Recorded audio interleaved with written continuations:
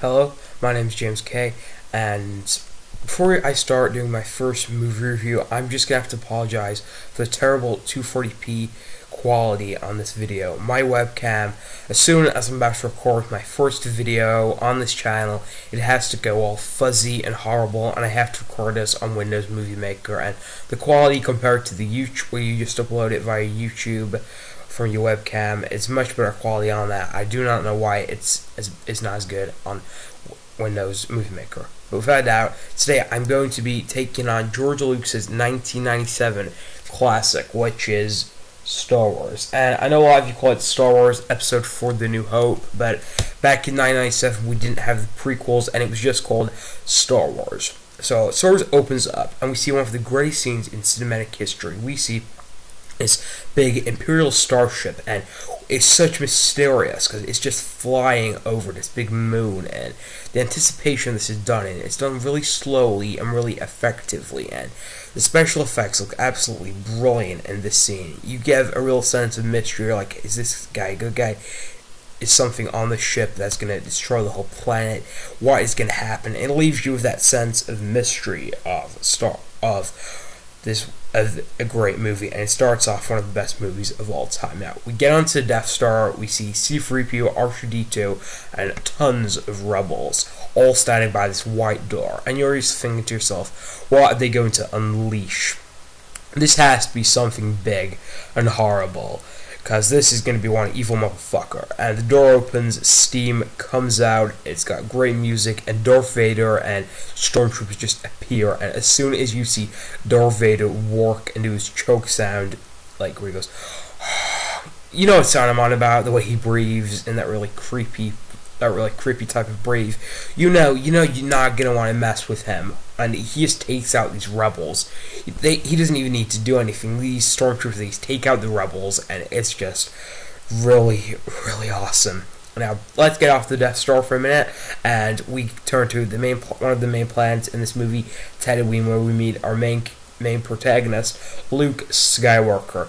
And Luke Skywalker does not know his real mother or father, and he lives with his Uncle Owen. And his Uncle Owen knows something about his father that he doesn't want Luke to find out. So he tries to keep him away from being to this big academy, flight school type place where he wants to be because all his friends are there, because he doesn't want Luke to know the truth about his father. So Uncle Owen just wants him to be a farmer, but it's not going to happen because Luke, he's just not that kind of person. And he buys C-3PO and R2-D2, and R2-D2 goes off into the sand, and he gets captured by sand people, basically. And the thing with this movie is that R2-D2, he's a bit of a jerk in these movies. He never lets C-3PO do anything really. He's always like blabbering on about his mission. He's like, he does not ever agree with C-3PO, and he turns out to be a bit of a jerk in these movies, but he's still a brilliant character. Now, when Luke and C-3PO the next day go into where the Sand People have R2-D2, they meet Obi-Wan Kenobi, and Luke knows Obi-Wan Kenobi, but he calls himself Ben Kenobi. He's not being called Obi-Wan Kenobi way before Luke was born.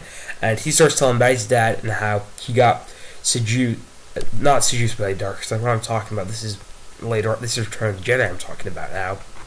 About his father got murdered by Darth Vader. And Darth Vader as well was one of his great students before he got turned to the dark side. So he basically says to Luke that your father, he didn't turn to the dark side. He was murdered and betrayed by Darth Vader, another one of my students. And I think that is done really quite clever.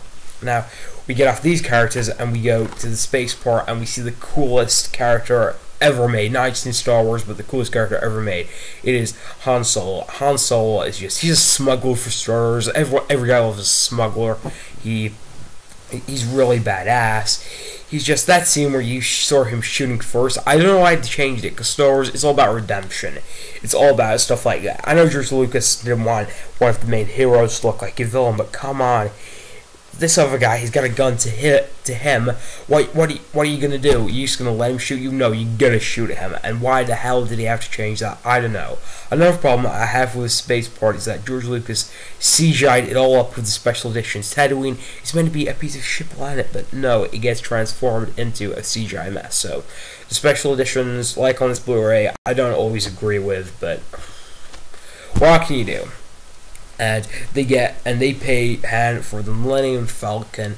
They fly to Death Star. This big stuff going on. This is the Obi-Wan versus Darth Vader, when Luke blows up the Death Star. I don't want to talk about any more of the plot lines because I spoiled the entire movie for you, but really, this movie is one hell of a good movie, and on my Radiomatic, I'm going to say Star Wars A New Hope gets a 10 out of 10. Join me later on today where I'm going to be reviewing The Empire Strikes Back and Return of the Jedi. But until then, have a great day, and rate, comment, and subscribe.